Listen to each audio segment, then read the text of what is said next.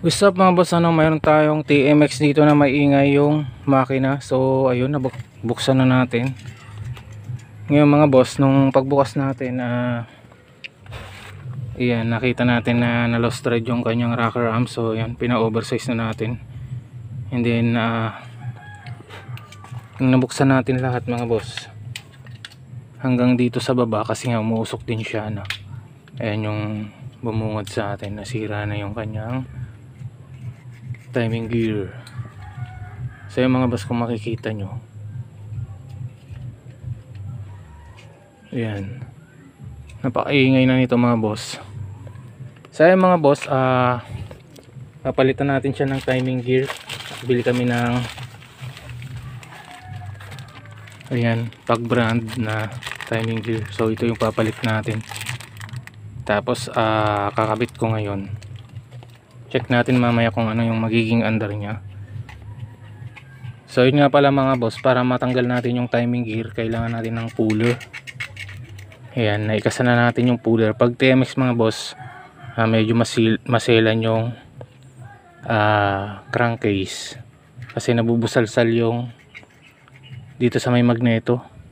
So ang ginawa natin, may nilagay tayo dyan na spacer para hindi masira yung dulo, yung lalagayan ng thread. So papakita ko sa inyo mamaya. So tanggalin ko lang muna to. Yan mga boss, di ko na pala sa inyo napakita kung paano natin binaklas yung cylinder head, tapos yung block, kasi hindi naman sana tayo magbablog. So pakita ko lang sa inyo kung ano yung magandang diskarte dito sa ating timing gear, at kung ano yung pwede nyong ipalit, na pwede nyong mabili ng doon sa tindahan ng biglaang oras, o hindi na kayo o-order muna. So okay naman to mga boss, itong ating timing gear na pag brand. Marami namang gumagamit nito. So yung mga boss, bubunutin natin yung timing gear. Ayan, meron tayong nilagay na katala dito sa may dulo. Then paikutin natin ng clockwise. So medyo mahigpit to mga boss.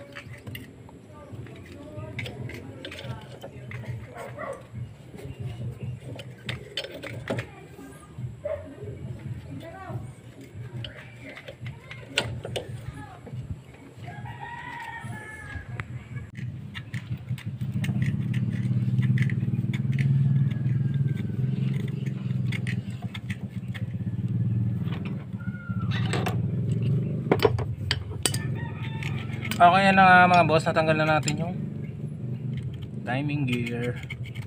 So ayan, hindi nasira yung ating thread mga boss, hindi nabusalsal yung ating thread.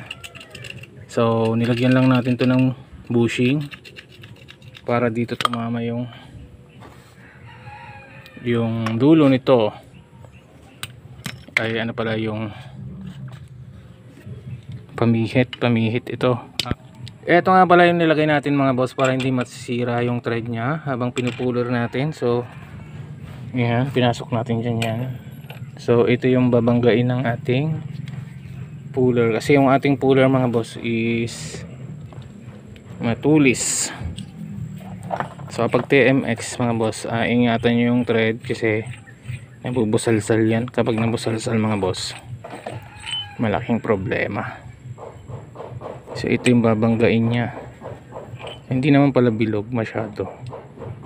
So, pero okay lang. Ingatan nyo na lang ito mga boss pag magpupuller kayong timing gear. So ito mga boss, mabibili nyo lang sa Shopee. Mga nasa 450 lang yung price na ito, pang tanggal ng timing gear talaga.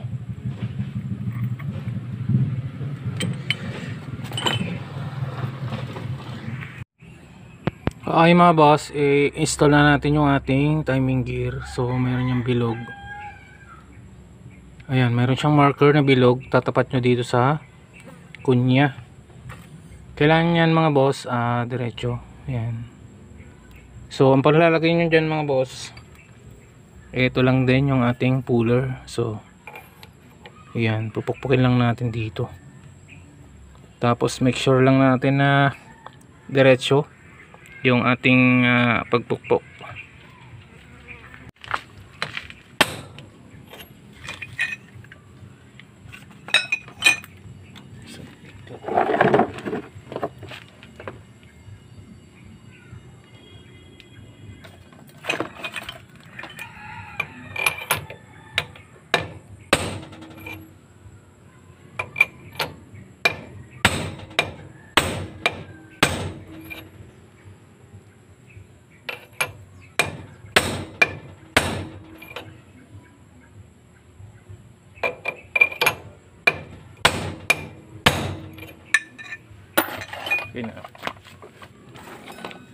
Yan mga boss, na-install na natin yung ating timing gear.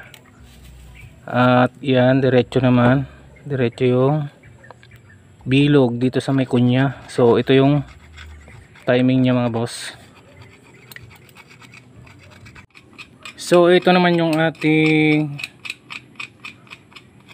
mas malaking timing gear, yung asawa niya. Meron din bilog dito mga boss. So pagtatapatin nyo lang yan. Diba may bilog to? So itatapat nyo yan dito. Yan mga boss. So ito yung bilog nya. Ayan mga boss, ito. Yan, tatapat nyo lang mga boss dito.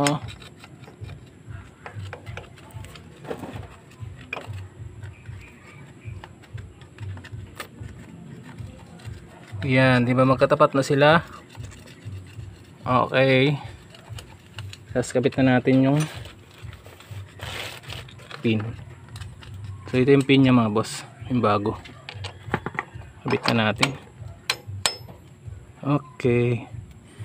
Dapat yan mga boss, wala siyang alog. Yan. Wala siyang alog dito. Pag mahigpit na yung pin. Yan, wala na siyang alog mga boss. So kabit na natin. So ayun na nga mga boss, na-install na natin yung ating timing gear. And ayan na, wala na siyang alog. Wala siyang alog ng pahalang. And then yung paabante, wala siyang alog mga boss. Pit na pit. So maganda tong ating pag-brand mga boss, TMXL. Okay mga boss, kabit na natin lahat. Then paanda rin natin. So linihisin ko pa. So paanda rin ko mamaya, paparinig ko sa inyo mga boss kung ano yung magiging andar nito. Okay. So ayan na mga boss, inabot na tayo ng gabi bago natin maibalik yung lahat ng ating mga pinagtatanggal. And eto na nga mga boss, eto na yung kanyang andar. Yan. Nawala na yung kanyang tunog, kalampag. So ayun na nga mga boss, dahil gabi na, dito ko natatapusin yung ating video. Maraming salamat mga pala mga boss sa inyong pagsubaybay sa ating channel.